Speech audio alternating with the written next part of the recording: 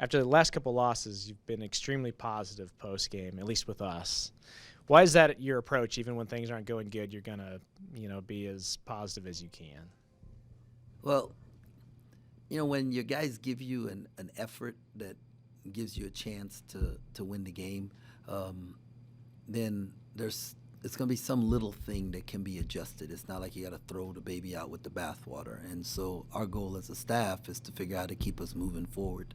And we talk about getting 1% better every day, putting games in a box and moving forward. And there's just little tweaks. And if you're negative, right, you just bring in, it's like the energy vampire, sucking all the energy out the room. I don't want to be that guy. And I don't want my team to be that kind of a team. And I do believe that we're like 1 or 2 plays away from being able to win. It was 6 games now that are basically 1-possession games, and you can look back and you got to figure out what is it the one thing that we can adjust or change that could result in maybe a different outcome in 2 or 3 of them. And that's our approach as a staff. I said this. I'm reading this book called "Do the New You" by Stephen Furtick, and he says that you're not stuck unless you stop. And so we're not gonna stop. We're gonna keep trying to figure this thing out because we're real close. And I know when you stack losses together, it doesn't seem like you're close, but that's why we don't look at it like 6 games. We look at it like 1 game. What can we improve? How are we getting better and moving forward? So we're close. When you look at BYU, at least from what I've noticed, they seem to generate a lot of offense through their big man. If he's not shooting, he's screening, he's passing. Just how difficult of a defensive assignment is that for you guys? Yeah, no, their style of play is so different, right? And I heard somebody compare it to, like in football, going into playing someone who now runs the triple option, right? You got to teach your scout team how to run that triple option. Now you got to defend a lot of rules that normally apply. Or back in the day when no one ran the spread, and then all of a sudden you had to play a team that ran the spread, it's just so different, right? And so their style of play is different than everybody else's in the league. So some of your defensive rules have to change. Some of your help side coverages have to change. And then you have to get your scout team to try and run that and make that adjustment pretty quick. So it is difficult. Khalifa, and both Khalifa and how you say his name? Traore? Yeah, Traore. They're different, right? And so they run like 2 different styles of offense when each guy is in the game. One guy is a dribble handoff guy who can pick and pop. The other guy is more of a ball screen roll, post up, playing out of 4-around-1 spacing. And so you have to, it's difficult to adjust and to play. And you just try to be the team with the most energy and take away what they do best, which is the 30-plus threes a game that they shoot, and try to make them score 2s. You mentioned needing to do the simple things better. What are a few of those that you're speaking about? Catching the ball without bobbling it, dribbling it without it going out of bounds. Just those simple things like catching the ball with your eyes. And if we'll catch the ball with our eyes and we have our hands and feet ready, we'll be better shooters, we'll be better passers, and we can eliminate 2 or 3 turnovers that are really self-inflicted. And when you're talking 2 or 3 turnovers, possessions in 1-possession games, it becomes huge. Having been in Austin, kind of saw David Gasson, struggle to even get up and down from the podium after the game. What can you say about just what he's playing through pain-wise and what he's been able to do because of that? Yeah, no, so proud of David, man, and his toughness, his leadership. We're having to monitor him at practice and things like that, but he's playing through a tremendous amount of pain, but he really cares about his teammates and the team and about winning, and so real proud of him. You talked about when you're 1 or 2 plays away maybe, but is it difficult to correct that when you're playing such different styles of opponents game to game, when you also have to worry about getting the scouting report in? Yeah, and what we're trying to do is figure out what's a common denominator in each that we can then work on, because you can't work on everything, and figure out what are the common denominators, and then really focus in on that. And we got to shoot more catch and shoot shots and less off the dribble shots, and figure out ways to get to the free throw line. Everybody talks about the quick turnaround Saturday to Monday, but on the other side of that, does that give you a chance maybe to do a little more work when you've got Tuesday through Friday, the longer stretch on the other end there? Yeah. Well, you're trying to do two things: prepare for the next game, and maybe even look ahead a little bit, because you got a quick turnaround.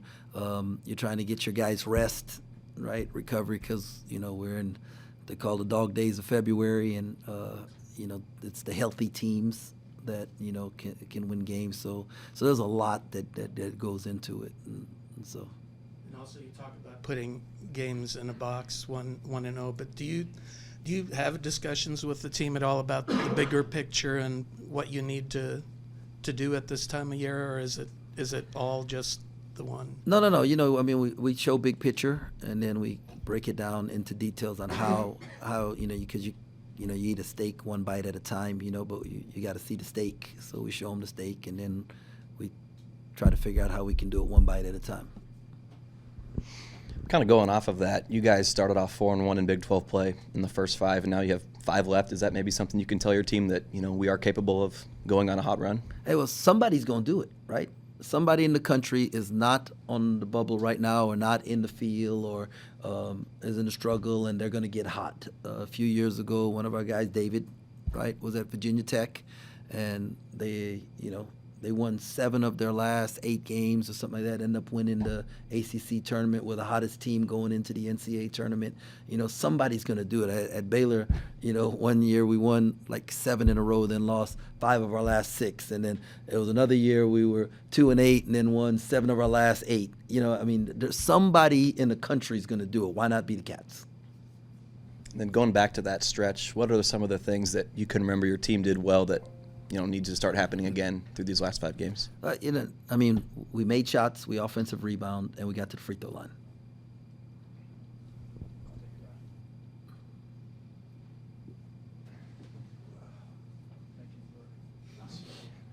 Coach, does your team have an opportunity to play with some freedom here, of kind of a sense of nothing to lose down the stretch?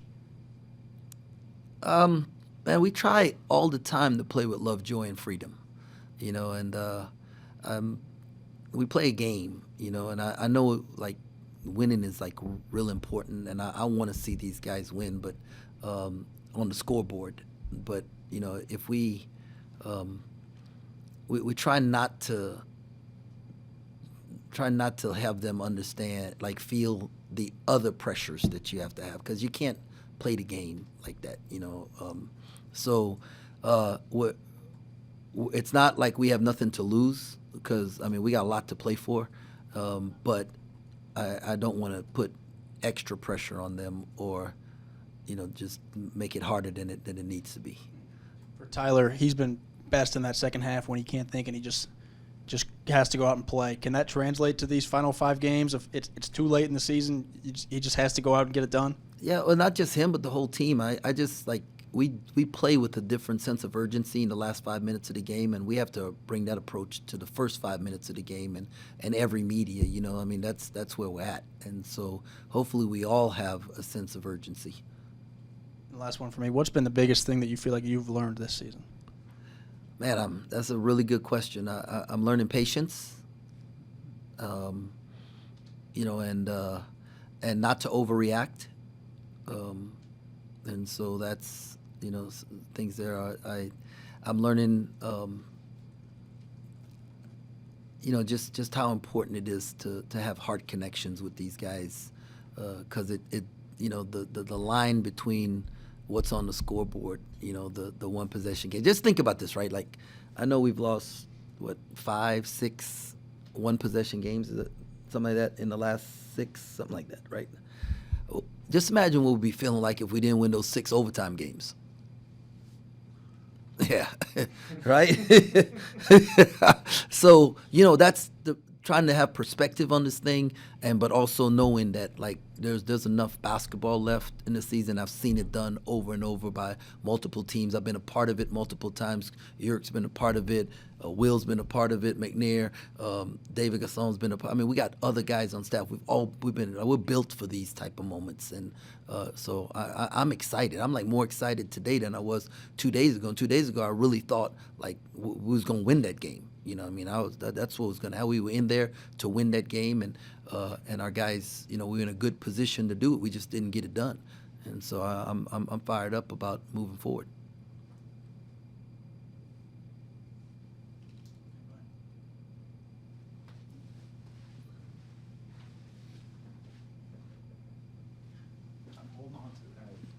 Any other questions?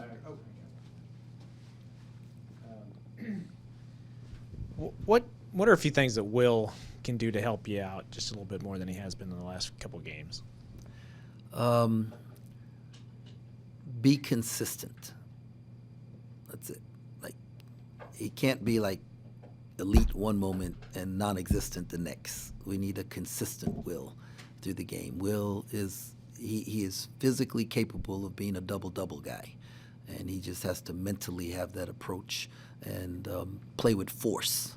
When he plays with force, he can impact the game, and he's really good around the rim. Like to see him like find home there, and so we've talked about. We showed film. You know, it's you know that's the big thing with this team is just everybody consistently being the best version of themselves. Not just Will, but you asked about Will. So.